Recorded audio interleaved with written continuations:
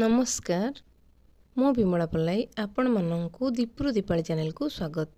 कार्तिक मासरे सात्विक भोजन करी पूर्णिमा दिन व्रत उद्यापन करा जाए। कार्तिक पूर्णिमा परदिन छाड़ खाई पालन करा जाए।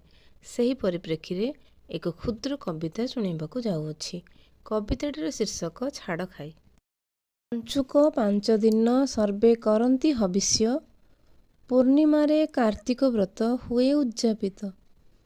पूर्णिमार परदिन हुए छाड़ खाई, छाड़ी थिबा आमिषकु लोके जाइथांती खाई। पंचुक कहिकी पियाज रसुण देइथिले थोके छाड़ी, कार्तिक नियम श्रृंखला हटिछि, आमिष बजारे लागिलाणी लंबा धाड़ी।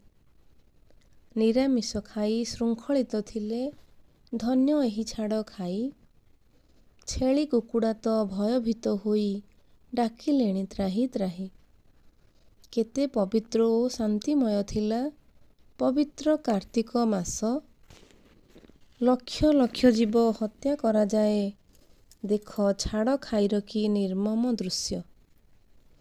मासक जाकर तृष्णा मेंटी जीव, आसी अछि छाड़ खाई। माछ मांस घांट चिंगुड़ी कंकड़ा, निरामिष लोड़ा नाही। निरामिष खाई धर्म पाळिथिले, अरुचि हेलाणी पाटी। चिकेन मटन सुआदिया झोल, खाई जिबे चाटी चुटी।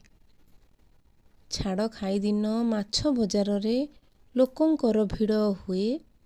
प्रति घरे घरे आमिष दियण भिन्न भिन्न होई थाए। कार्तिक मासर सात्विक भोजन छाड़ खाई ठारू नाही। मद माउंसरे पार्टी पिकनिक, नाम संकीर्तन गला काहीं।